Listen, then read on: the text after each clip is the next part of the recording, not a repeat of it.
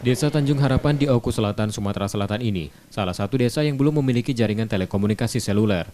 Warga desa selama ini mencari titik tertentu di wilayahnya untuk mendapatkan akses sinyal telekomunikasi untuk berkomunikasi keluar desa.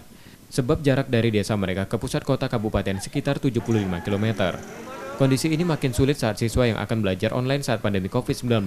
Mereka harus naik ke dataran yang lebih tinggi untuk mencari sinyal. Beberapa warga memakai antena khusus untuk menangkap sinyal. Nah itu.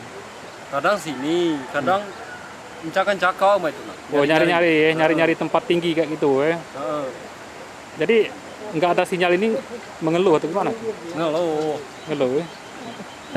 Itu ada tempat-tempat tertentu Pak, seperti rumah-rumah warga kan ada khususnya sinyal.